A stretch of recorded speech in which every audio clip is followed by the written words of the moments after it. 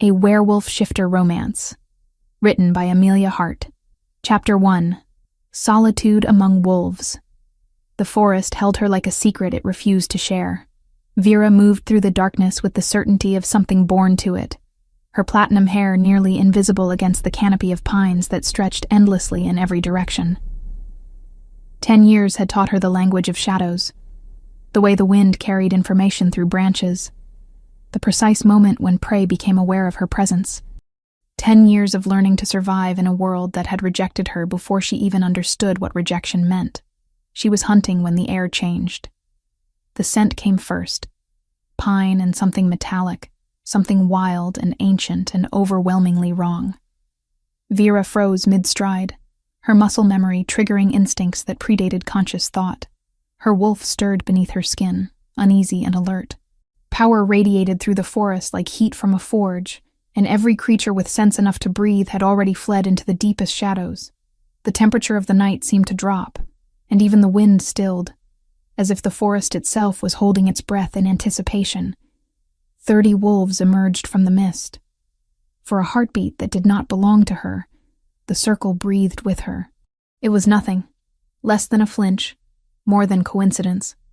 But Vera felt the wolves' rhythm stutter, as if an unseen hand had brushed the fur the wrong way. A few paws faltered on stone, breath catching in a single shared pause before discipline snapped back into place. She told herself she'd imagined it. The forest told her otherwise. They were massive, their fur pristine white like freshly fallen snow, their eyes gleaming with an intelligence that transcended animal instinct. Vera recognized them instantly for what they were, shifters in their true forms, not the common predators that roamed these territories. Her heart hammered against her ribs, but she forced herself to breathe steadily through her nose. Running would only prove she was prey. Fighting would prove she was foolish. Neither option offered salvation. She held her ground as they formed a circle around her, a perfect enclosure of teeth and muscle and power that made even her enhanced senses scream for submission. Every fiber of her being demanded she lower herself, present her throat, acknowledge the hierarchy that governed her kind.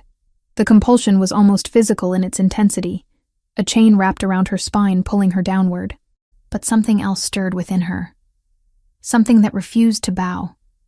Something that had been honed by 10 years of solitude and survival. For the last decade, Vera had lived according to her own rules. She had hunted when hungry, slept when tired, and answered to no one. The memory of her rejection, the moment when everyone she had known had turned against her, still burned, but the years had transformed that burn into something else. Not acceptance, never that, but a kind of armor. A recognition that she did not need anyone who could cast her out so easily. The wolves moved closer, their breathing synchronized, their movement coordinated with a precision that spoke of military discipline. These were not wild creatures acting on instinct. These were soldiers, trained, commanded, deadly in their efficiency. Then the largest wolf shifted. The transformation was fluid, bone and sinew rearranging with a grace that spoke of centuries of practice. Where the white beast had stood, a man now emerged, and Vera's breath caught in her throat. He was tall, impossibly tall, with dark hair that fell across features carved from something harder than stone. A scar tracked down his left jaw, a map of violence survived and overcome. His eyes were gray-blue, the color of winter sky, and when they fixed on her, she felt the full weight of his attention, like a physical force pressing against her chest. "You are exactly as I imagined," he said, his voice carrying the weight of absolute command. It was a voice accustomed to obedience, to having its words treated as law. Vera's hands clenched into fists, her nails bit into her palms, and she welcomed the small pain. It kept her grounded. It reminded her that this was real, and not some fever dream conjured by isolation and loneliness. "Who are you?" "Someone who has been looking for you for a very long time." "Baidza." He took a step closer, and the wolves tightened their circle in response, moving with him as if they were extensions of his will. "Did you think you could hide in these woods forever? Did you imagine your solitude would protect you indefinitely?" She didn't answer. The smart play was to assess, to gather information, to calculate odds of survival. But fear and rage churned within her in equal measure. Fear of the unknown. Rage at having her refuge violated by someone powerful enough to find her when she had worked so hard to remain hidden. "My name is Aldor," the man continued. "I am Alpha King of these territories, and you are coming with me. That is not negotiable." The words landed like a sentence. Vera had heard stories in the years when she still lived near civilization.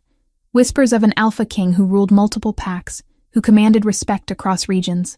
She had hoped those stories were exaggeration, that no single shifter could hold that much power. But looking at this man, at the way the other shifters deferred to him even in their wolf forms, she understood that the rumors had barely scratched the surface of his authority. "I'm not going anywhere," she said, her voice steady even as her heart threatened to beat through her ribs. Aldor's expression didn't change, but something flickered in his eyes. Amusement, perhaps, or satisfaction at meeting resistance he had anticipated. "You misunderstand. This is not a request." He gestured to the wolves surrounding her with a careless wave of his hand. "They have been tracking your scent for 3 days. You have nowhere to run that they cannot find you, nowhere to hide that I cannot reach. The forests of this territory answer to me, Little Omega. Every tree, every stream, every stone. They are all mine." Vera's mind raced through options. She was fast. Her years in the forest had honed her reflexes to something inhuman, pushing past the limitations of her Omega designation. She could shift, dissolve into her wolf form, attempt to break through the circle. But the wolves were positioned too perfectly, each one placed with the precision of a chess master arranging pieces. Any attempt at escape would be exactly that. An attempt, not a success, and failure would only delay the inevitable. "What do you want with me?" she asked, buying time while her mind worked through possibilities. Aldor studied her for a long moment, taking in the scars that crossed her arms and shoulders, reminders of fights with wild predators, with the harsh landscape itself. He observed the raw strength evident in her lean frame, the peculiar combination of fragility and ferocity. He took in the startling paleness of her skin and the ethereal white of her hair, features that marked her as different, even among her own kind. "That is a question I have been asking myself all these years." The question kept its own calendar. "If you refuse," Aldor said quietly, as if reading her thoughts with an intimacy that violated something fundamental within her, "I will carry you myself. You may make this difficult or simple, but the outcome remains unchanged. You are finished living in the forest, Little Omega. That life is over." The word hung in the air like a curse. Omega. It was what she was, what the forest had helped her nearly forget for 10 years of solitude. It was the thing that made her weak in the eyes of her kind, the thing that had forced her to kneel before others, who saw her as nothing more than a vessel to be used and discarded. Hearing it spoken aloud from the mouth of someone as powerful as this man, someone who wore his authority like a second skin, ignited something desperate within her. Vera raised her chin, drawing on reserves of defiance she hadn't known she still possessed. "My name is Vera, not Little Omega. Not responsibility. Vera, if you are going to take me from the only home I have known in the last 10 years, at least have the courtesy to use my name." Aldor's expression softened almost imperceptibly, and for just a moment, something that might have been respect flickered across his features. "I know," he said. "I have always known. Your name, your history, your scars. I have known everything about you for 10 years. The implication that he had learned her name, her identity, her nature in meticulous detail, somehow made everything worse. It meant this was not a chance encounter. It meant he had been seeking her specifically, watching her, gathering intelligence about her life while she moved through the forest, believing herself invisible. It meant her solitude had been an illusion, a carefully maintained fiction that had crumbled the moment his wolves appeared. She shifted then, letting her body collapse into the wolf form that came more naturally to her than the human shape ever had. Her fur was white as snow, nearly translucent in the moonlight, and when she ran, it was with the desperation of something finally understanding that all her careful survival had led to this moment, this capture, this inevitable surrender. The circle of white wolves parted just enough to let her through before closing again, matching her pace stride for stride, herding her like she was nothing more than livestock being driven to slaughter. Vira pushed herself faster, her lungs burning with exertion, her muscles screaming in protest, but there was no escape. They moved with her, around her, always there, always present, always reminding her that the game had changed. As the forest gave way to roads, and then to the sight of a castle rising from the darkness, like something out of a nightmare, all sharp angles and imposing stone, Vera understood that whatever her life had been before this moment was over. 10 years of isolation, of carefully constructed safety, of telling herself she was strong enough to survive alone without ever needing anyone. All of it had been leading to this, to captivity, to him, to whatever waited within those stone walls, where the Alpha King who had been watching her for a decade was finally going to explain why she mattered. Chapter 2. Fortress of Stone. The castle emerged from dawn's gray light, like something carved from shadow itself. Vera's eyes adjusted slowly to the transition from forest darkness to the pallid morning that illuminated towering walls of gray stone. The structure rose impossibly high, with turrets that seemed to pierce the sky and narrow windows like watchful eyes observing everything below. She had been transported through the night in partial consciousness, her body too exhausted from the chase to maintain full awareness, though her wolf remained vigilant throughout the journey, cataloging scents and sounds and threats. Aldor had not touched her after she shifted. Instead, his wolves had simply guided her forward, their presence a constant reminder that escape was neither possible nor desired by her captors. When her legs finally gave out from pure exhaustion, 2 of them had flanked her, supporting her weight without malice, treating her with a care that seemed almost contradictory given their purpose. She had processed this contradiction silently, too tired to resist, too broken to plan. Now, standing in what appeared to be a private chamber within the castle walls, Vera felt the full weight of captivity settle onto her shoulders like a physical thing.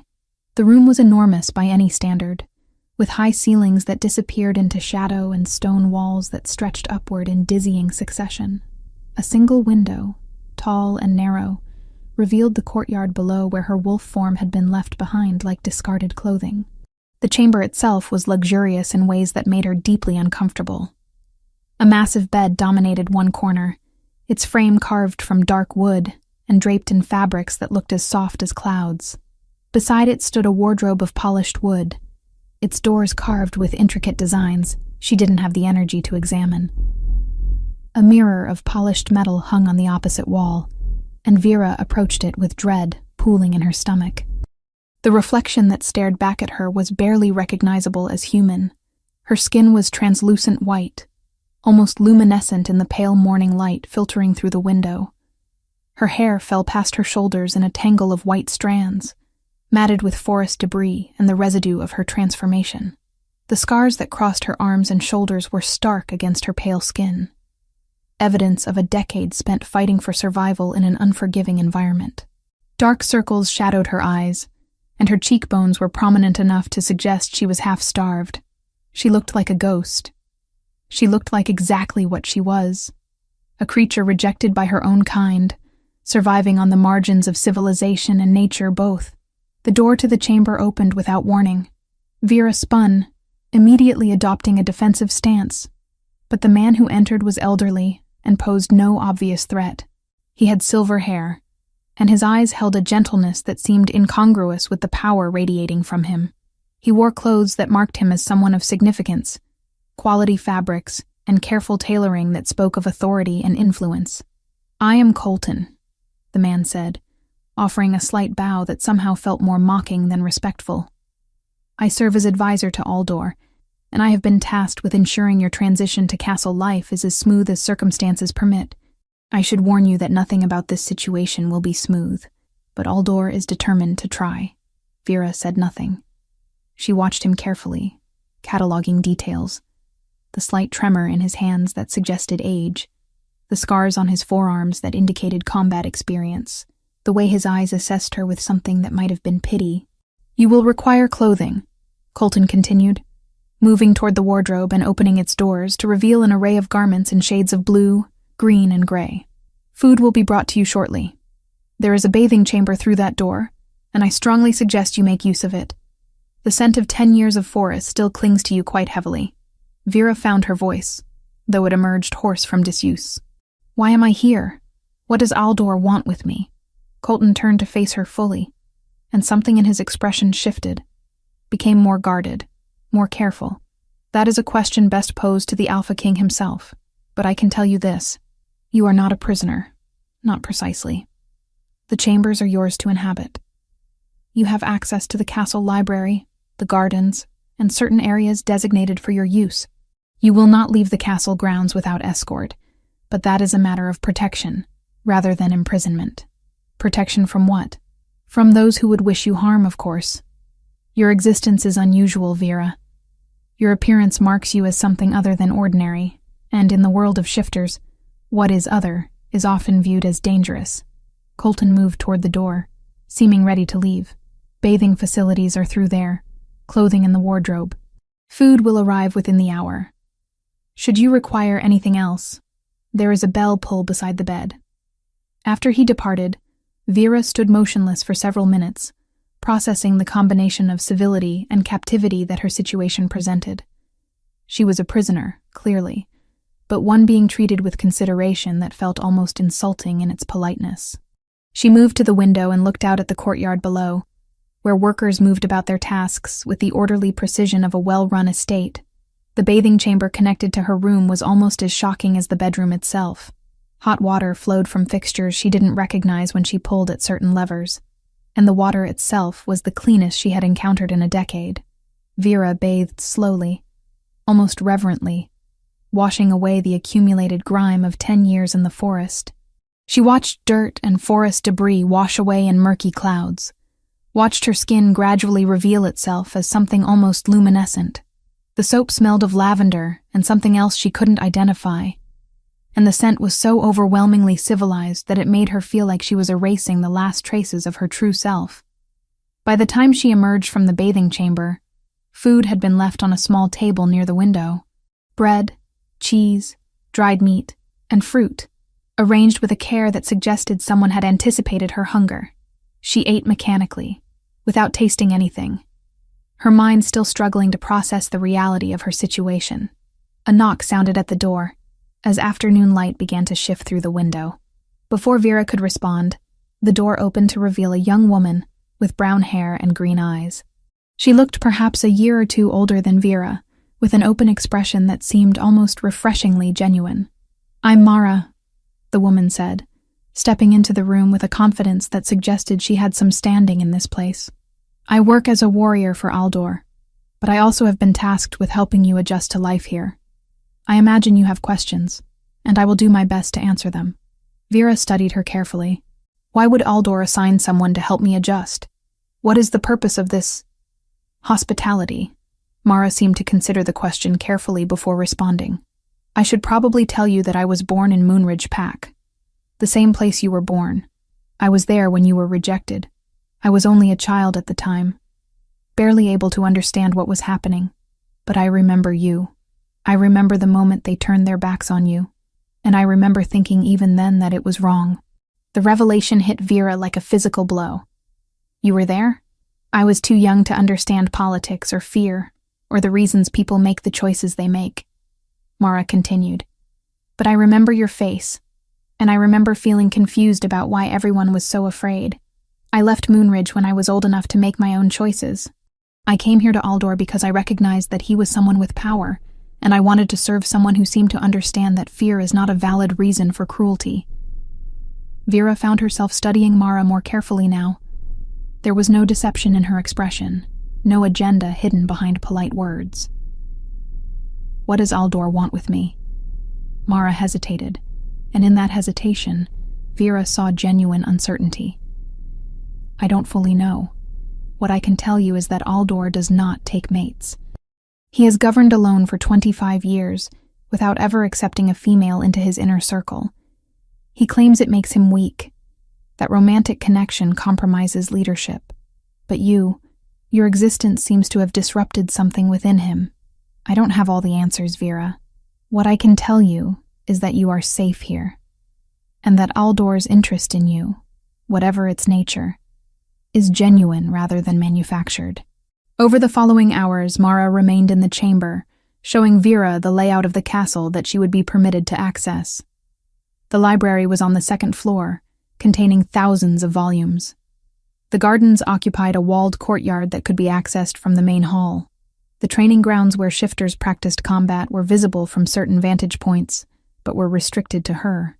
Meals would be taken in her chamber unless she requested otherwise. There were no locks on her door, though the implication was clear that attempting to leave the castle would result in her being returned. As evening descended and Mara prepared to leave, Vera found herself asking the question that had troubled her since the moment of capture. Has Aldor always known where I was? Have I been watched? Mara's expression grew conflicted. Yes. For 10 years you were not truly alone. That knowledge will be difficult, I suspect. But understanding the reason behind that surveillance may help you process it.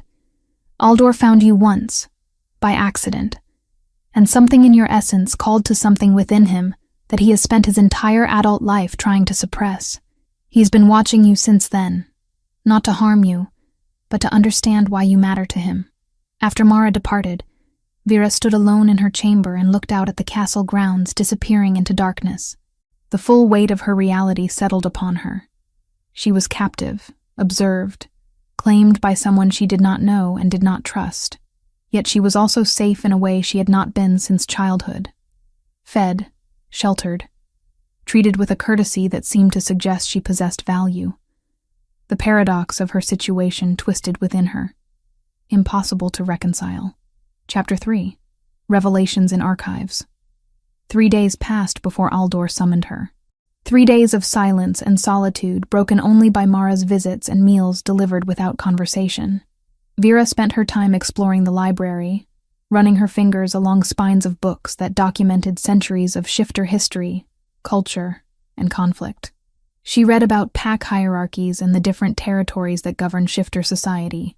She learned about the Alpha King position, elected every 25 years by the regional alphas, a position of immense power, but also tremendous scrutiny. She found nothing that explained why Aldor had brought her here. When the summons came, delivered by a servant with careful deference, Vera felt her stomach tighten. She had prepared for this moment, and simultaneously hoped it would never arrive.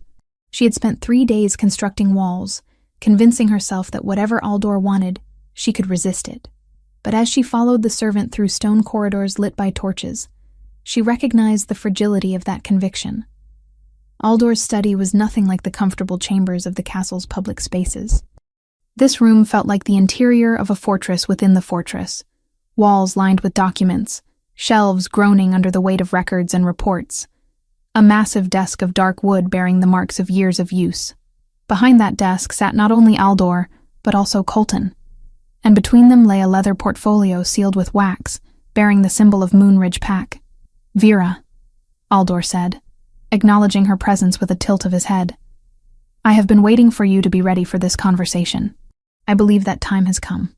She said nothing, standing near the door as if proximity to escape might offer her some measure of control. Aldor gestured to a chair positioned across from the desk. Please sit. Vera moved to the chair but remained standing, unwilling to position herself in a posture of submission. She watched as Aldor exchanged a glance with Colton, some silent communication passing between them. I have brought you here, Aldor began carefully, because you deserve to understand your own history.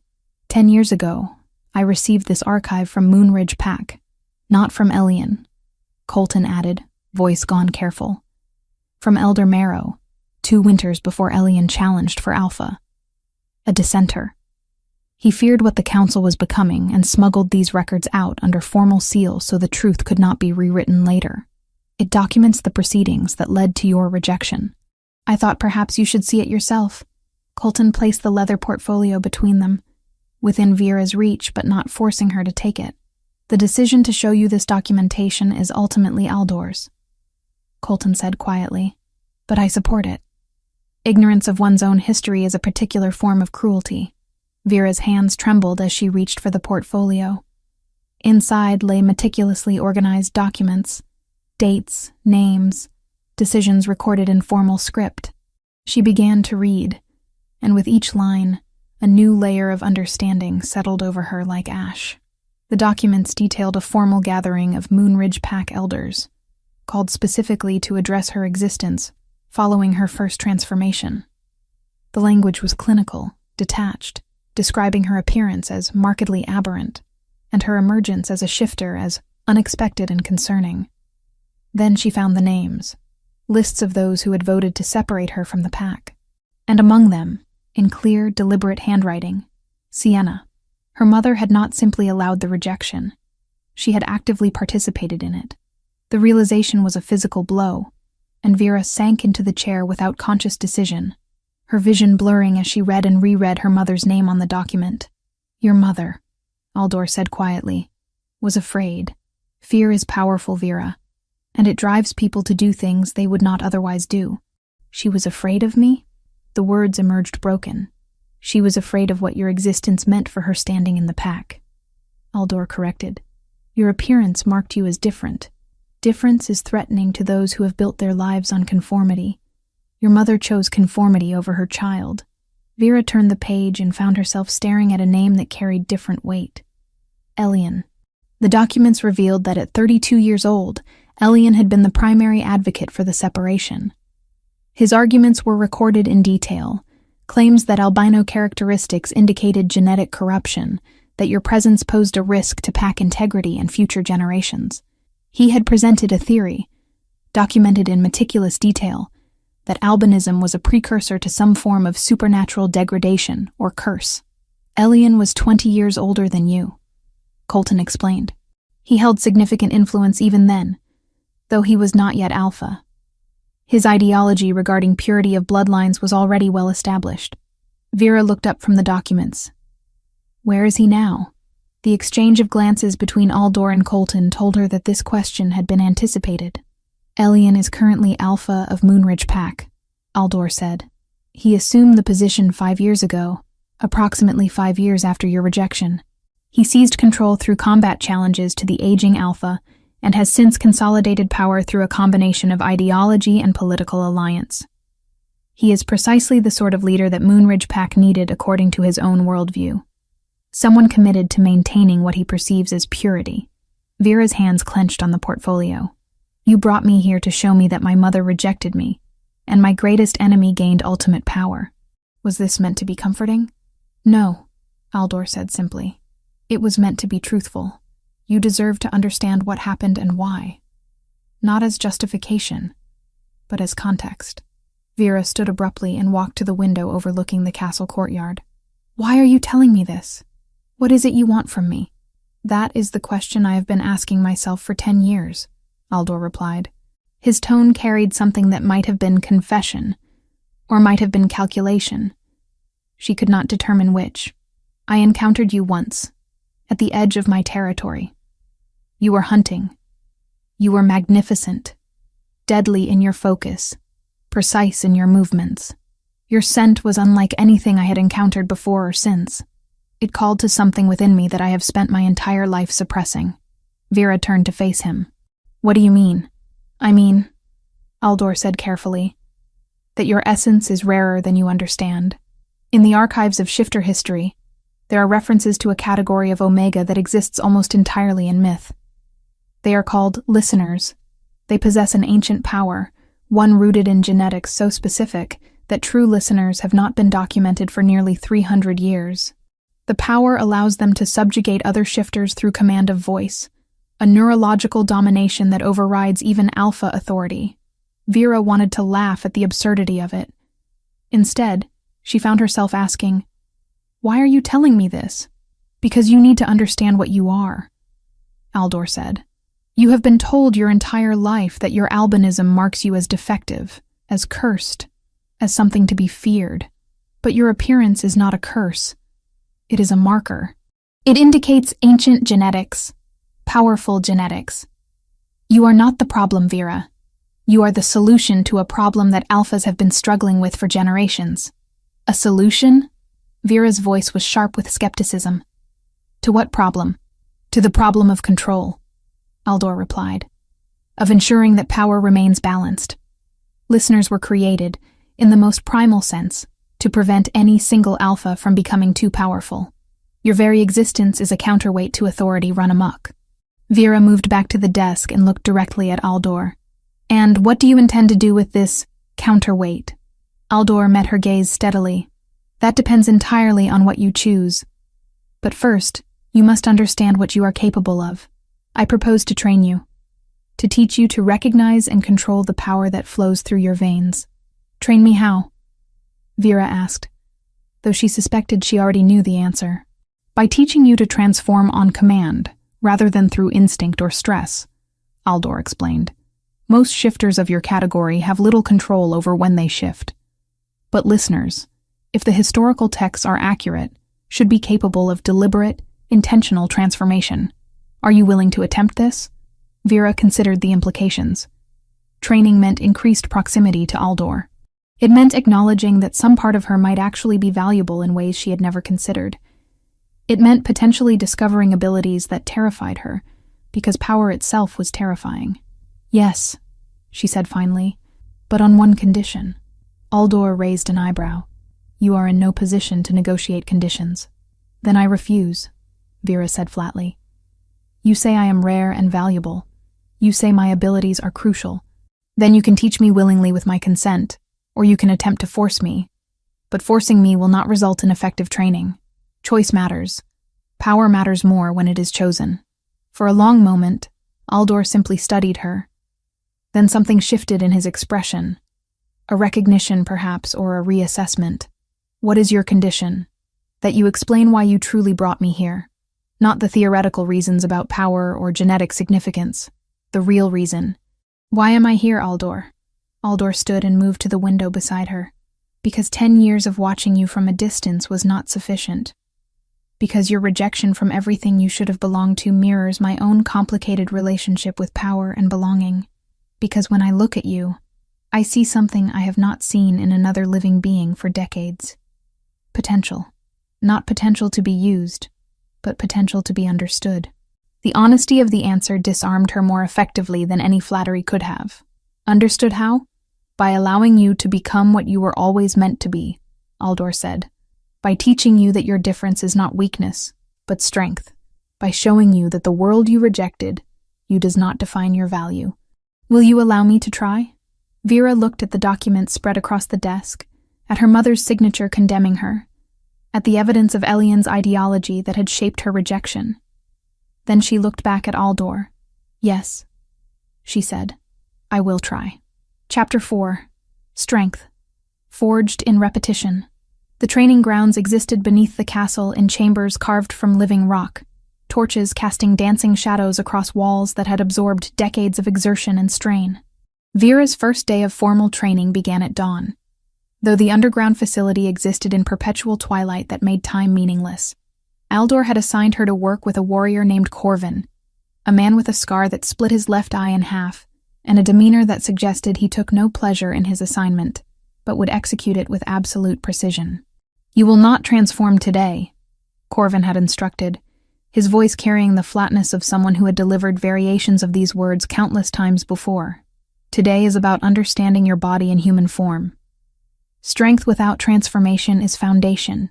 Transformation without foundation is chaos. The first week was agony disguised as instruction. Corvin taught her stance and balance, forcing her to hold positions until her muscles trembled with strain. He taught her how to move her weight through her hips rather than her shoulders, how to keep her spine aligned during strikes, how to breathe in patterns that sustained rather than depleted. She had survived 10 years in the forest through instinct, but instinct was not technique. Technique was the difference between a warrior and an animal, and Corvin was determined to bridge that gap. By the second week, Vera could feel her body changing. Muscles she did not know existed began to define themselves. Her movements became more precise, less wasteful. When Corvin paired her with one of Aldor's younger warriors for sparring, she managed to land 3 strikes before being thrown to the ground. It was hardly a victory, but it was evidence of progress. Mara appeared during the 3rd week of training, taking a position alongside her during the morning conditioning exercises. They ran through corridors carrying weighted packs, climbed ropes suspended from the ceiling, moved through patterns of combat that Corvin called the foundations. Mara was stronger than Vera, more refined in her technique, but she never made it seem effortless. She grunted with exertion like everyone else, sweat marking her training clothes the same as Vera's. "How long have you been training?" Vera asked during one of their rare moments of rest. "Since I left Moonridge," Mara replied, breathing heavily. 8 years of this. Some days I still feel like I'm beginning." She paused, then added quietly, "I was never as fast as you naturally are, but technique can be learned. Your speed is wasted without understanding how to direct it." By week 4, Corvin introduced her to weapons. The sword was heavier than she expected, requiring a completely different balance than the weight of her own body. The bow demanded precision and patience. The staff required an understanding of momentum and leverage. Vera approached each with the same intensity she brought to hand-to-hand combat, driven by something she did not fully understand, a need to prove that the years of isolation had not left her weak. On the 15th day of training, as she was returning to her chambers bathed in exhaustion, a servant intercepted her with a message. Mara was waiting in the library with important news. Vera's heart rate accelerated, though she could not have explained why. She took a moment to wash the grime from her face, and then made her way to the library, where she found Mara sitting in the reading room surrounded by stacks of documents. "I received a message from my mother in Moonridge," Mara said without preamble. "She writes regularly, and this time she included information I thought you should know. About your mother, Sienna." Vera felt something tighten in her chest. She had spent the past 2 weeks trying not to think about the revelations in Aldor's study, trying to focus instead on the work of rebuilding her body and understanding her potential. "What about her?" "She is dead," Mara said gently. "She has been dead for 3 years. My mother wrote that Sienna became increasingly isolated after your rejection. Elian, he made her life difficult. He accused her of contaminating the bloodline, of being responsible for your existence. He turned the pack against her systematically, and she withdrew further and further until eventually she stopped leaving her dwelling. When my mother's group finally checked on her, she had been gone for weeks." Vera sat down abruptly, her legs refusing to support her weight. She had constructed narratives about her mother over the years, stories in which Sienna eventually realized her mistake, in which she searched the forest for her daughter, in which reunion was possible. The finality of death obliterated all those narratives at once. "There is more," Mara continued carefully. "Before she died, Sienna apparently spoke to a few people she trusted. She said that Elian had pursued her relentlessly after your rejection, blaming her for bearing a cursed child. He told her that the bloodline was contaminated, and that she should never have allowed you to live. My mother believes this pursuit contributed significantly to Sienna's decline." Vera's hands clenched into fists. She was weak. She allowed fear to destroy her. "Yes," Mara agreed. "But she was also human, Vera. And she was afraid. That does not excuse her choices, but it explains them. She was rejected by the pack for having given birth to you. Then she was persecuted for that same act by Elian. She had no one to turn to, no support, no way out. The similarity to her own situation was too obvious to ignore. Vera had survived her rejection through isolation and strength of will. Her mother had survived it through capitulation and ultimate withdrawal. They had both been victims of Elian's ideology, just in different ways. That recognition did not absolve Sienna, but it complicated Vera's anger in ways that felt dangerous. "I need to be alone," Vera said finally. She returned to her chamber and sat by the window as night fell across the castle grounds. She thought about her mother, a woman whose name she had only recently relearned, who had rejected her out of fear and then suffered for that rejection in ways that ultimately destroyed her. She thought about the cycle that Elian had created, fear leading to rejection, leading to persecution, leading to destruction. She thought about whether her survival constituted strength or simply stubborn refusal to surrender. When Aldor found her there hours later, she did not startle at his presence. She seemed to have been expecting him. "Mara told you," he said, moving to stand beside her at the window. "Yes, I am sorry," Aldor said. "You deserved to know sooner. But you deserved to know in a way that allowed you to process it without interference. Vera looked up at him. My mother was weak, but her weakness was created by people like Elian. People who weaponized fear and ideology to gain power. She could not survive that pressure. I can. That is the only real difference between us. No, Aldor said quietly. The difference is that you had 10 years to find yourself before being confronted with this knowledge. Your mother had only moments before Elian's pressure overwhelmed her. You may have survived better than she did, but that does not make you stronger than her. It makes you lucky. Vera wanted to reject that assessment, but she could not. Luck had saved her. Luck that she had fled before Elian consolidated enough power to hunt her down. Luck that Aldor had found her first. Her mother had not been so fortunate. What happens next? She asked. Next, Aldor replied. You continue to train. You continue to become who you were always meant to be. And when the time comes, when you understand your full potential, you will make choices about your own future. Not choices made from fear, but choices made from power. That evening, Vera returned to the training grounds on her own and worked through the patterns Corvin had taught her until her muscles burned with pure exhaustion. She was not weak like her mother. She would not be destroyed by Elian's ideology. She would become something that no amount of fear-mongering could diminish. She would become a force that changed the equation entirely. Chapter 5. The Weight of Ultimatum. The messengers arrived on a gray morning when mist clung to the castle grounds like a shroud. Vera first heard the commotion from the training grounds where she was working through combat sequences with Mara, the two of them moving in synchronized patterns that had become almost meditative through repetition. Corvin appeared in the doorway, his scarred face unusually grave. The Alpha King requires your presence, he said simply. And yours as well, Mara. The journey to Aldor's war room felt longer than the corridors actually were. The castle seemed to pulse with tension, servants moving with quick, furtive gestures, guards positioning themselves at strategic intervals. When they entered the chamber, Vera found it crowded with people she had never seen before, men and women who carried themselves with the unmistakable bearing of authority. Alphas, she realized. Regional leaders gathered in response to something significant. Aldor stood at the head of the room, his expression carved from stone. Colton stood beside him, and the elderly advisor's face held an expression of carefully controlled fury.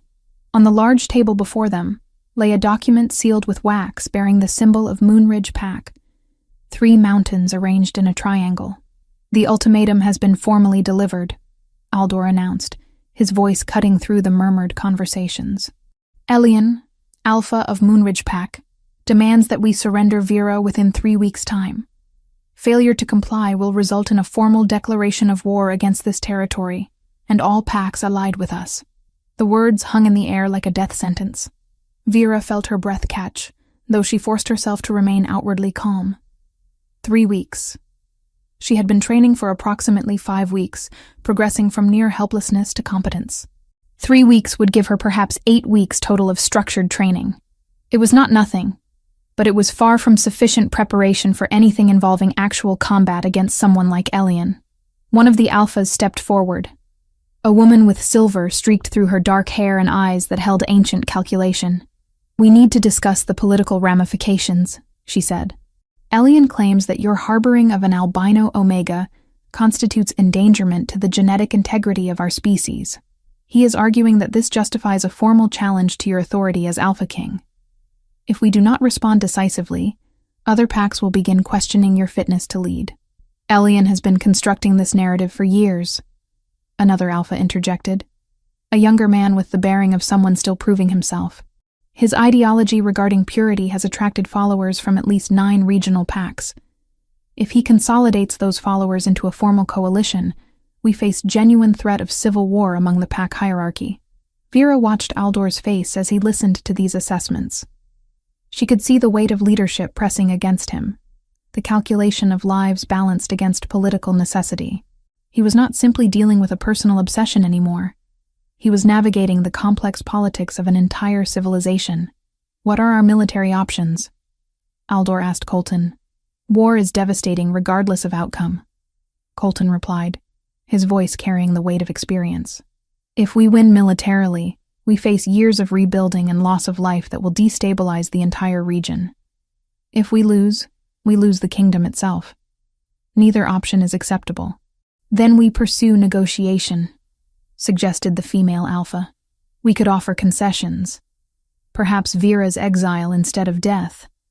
Perhaps integration into a neutral territory where she poses no ideological threat. Vera felt something harden within her at those words. She was being discussed as though she were a problem to be solved rather than a person with agency. She was being positioned as a sacrifice on the political chessboard, a pawn to be moved or removed as calculation demanded. After the council dispersed, Vera found herself alone with Aldor in a smaller chamber adjacent to the war room. She had no memory of being led there, only of finding herself in a room with him while evening light filtered through narrow windows. "I will leave," she said without preamble. "I will go away from here, and the political problem disappears. Elian has no leverage if I am gone." Aldor turned to face her, and she saw exhaustion etched into every line of his face. "If you leave, I become weak. I become someone who can be moved through pressure and threat. Every alpha in this region will begin testing my resolve, pushing boundaries, demanding concessions. The stability I have maintained for 25 years collapses into chaos." "Then let it collapse," Vera said harshly. "My existence is not worth the death of countless shifters in a war." "No," Aldor agreed. "But your life is worth the preservation of order that protects millions of shifters across multiple territories. You do not understand the mathematics of power, Vera. Sometimes the cost of protecting one person is the prevention of greater catastrophe." Vera wanted to argue, wanted to reject the utilitarian calculus that positioned her as either sacrifice or savior, depending on political convenience. But she understood, even through her resistance, that he was speaking truth. Power operated according to logic that transcended individual desires or moral absolutes. "What do you intend to do?" she asked instead. "I intend to give you 8 weeks instead of 5 to prepare," Aldor said quietly. "I intend to propose to the council that you face Elian in formal combat. If you defeat him, the ideological foundation of his movement collapses. His followers lose faith in his certainty. The threat of war diminishes dramatically. You want me to fight Elian." The words emerged flat, factual. "I want you to have the opportunity to reclaim your own narrative," Aldor corrected. "To prove, not to anyone else but to yourself, that your rejection was not justified, that your existence is not weakness." Vera moved to the window and looked out at the castle grounds disappearing into twilight. "If I fight him and lose, you have a war on your hands anyway. If I fight him and win, I become a weapon that other alphas will want to use. Either way, my agency becomes secondary to political utility." "Yes," Aldor said. And the honesty of that admission was somehow more reassuring than any false promise could have been. "But you have agency in this moment. You can choose to accept this path or refuse it. I am not forcing you to fight.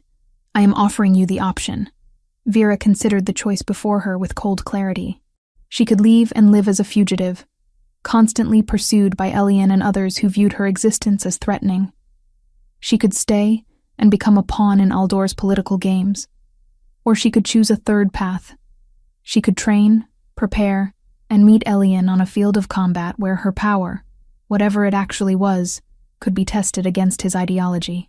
"If I agree to this," she said slowly, "I have conditions. Name them. First, the training intensifies.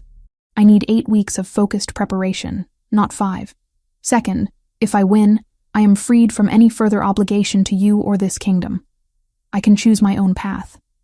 Third, if I lose, Elian does not execute me. He exiles me, nothing more." Aldor nodded slowly. "The first condition is acceptable. The second is acceptable. The third I cannot guarantee, as it would be Elian's choice to make. But I can declare it as the terms of formal combat. And if he refuses to accept them, it speaks to the legitimacy of his claims to be fighting for anything other than power. Then we have an agreement," Vera said.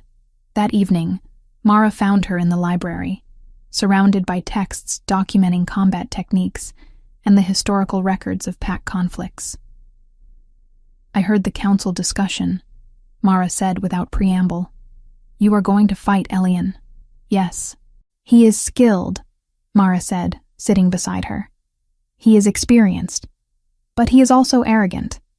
He believes so completely in the correctness of his ideology that he sometimes underestimates opponents who do not share his certainty. That arrogance could be a weakness. Can you teach me? Vera asked. Teach you what?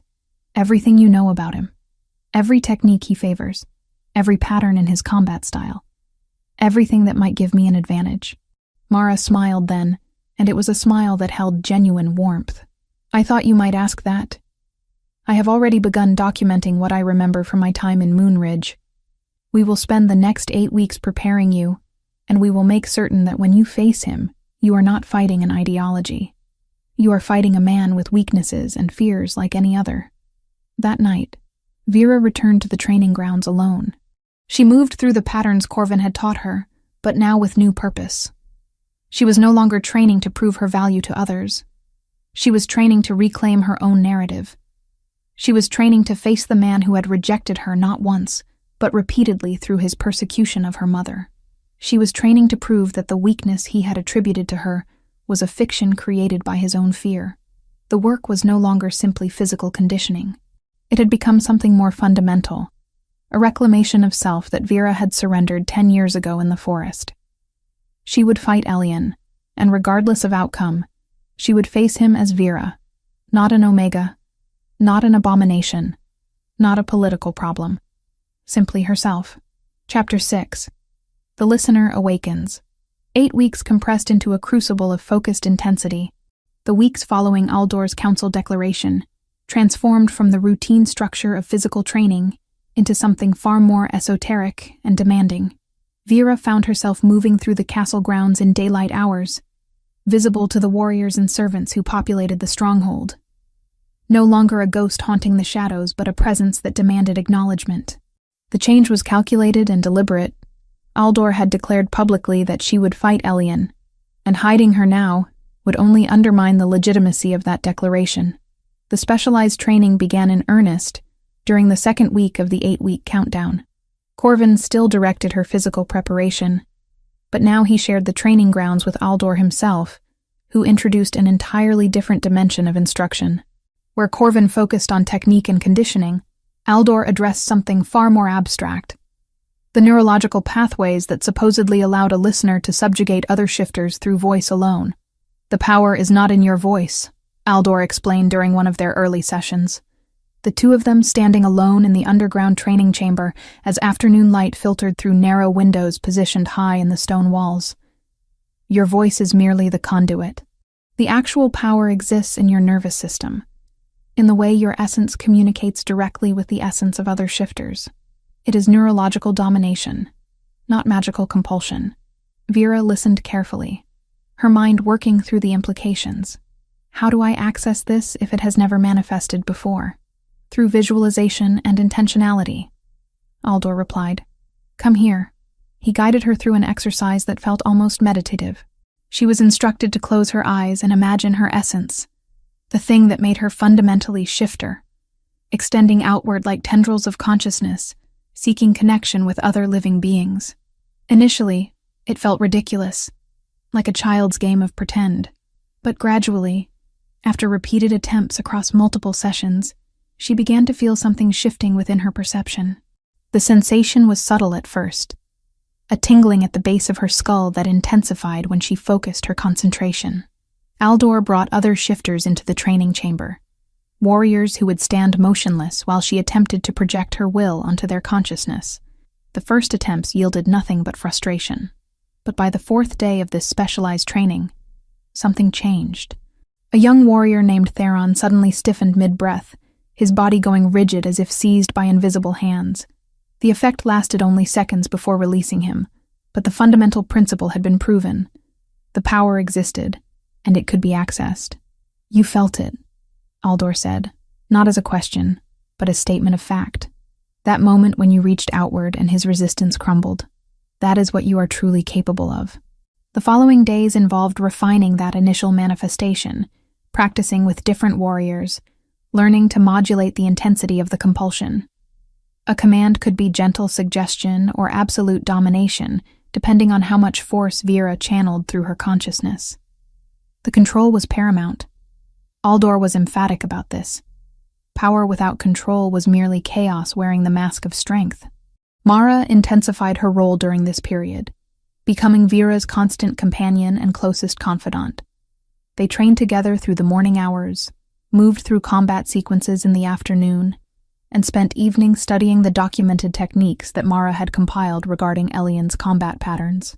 It was during one of these evening sessions, as they sat in Mara's private quarters reviewing notes, that Mara finally revealed the burden she had been carrying. "Elian contacted me," Mara said quietly, not meeting Vera's eyes. "He sent a messenger to the castle 3 weeks ago. He offered me something in exchange for convincing you to leave." Vera's entire body tensed. "What did he offer you?" "Protection for my mother," Mara replied, her voice hollow. "Elian told the messenger that if I could persuade you to leave the castle, my family would be guaranteed safety and standing in Moonridge Pack. If you fought him and won, he promised that my mother would face consequences for my betrayal. Did you consider it?" The question emerged sharper than Vera intended. "For approximately 30 seconds, Mara admitted. "And then I realized something. My mother raised me to be loyal. She raised me to understand that fear is not a legitimate reason for cruelty. She would rather face Elian's consequences than have me become someone who betrays friendship for safety. I refused his offer and reported it to Aldor. That was the information that allowed him to accelerate the timeline of your preparation." Vera reached out and gripped Mara's hand. "Thank you. Do not thank me yet," Mara said.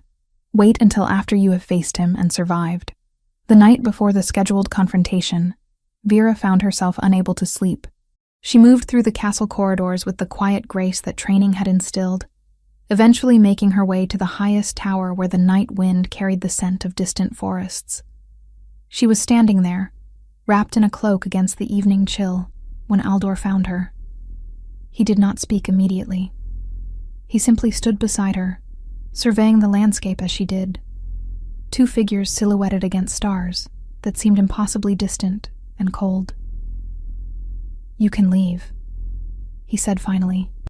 "I mean what I told the council. If you choose to refuse this confrontation, I will not stop you. You can walk away from the castle tonight, and I will ensure that Elian is informed that you left of your own volition. The political consequences will be mine to navigate." Vera considered the offer with genuine weight. She could disappear into the night, return to the forest, resume the life of isolation she had known before. She could escape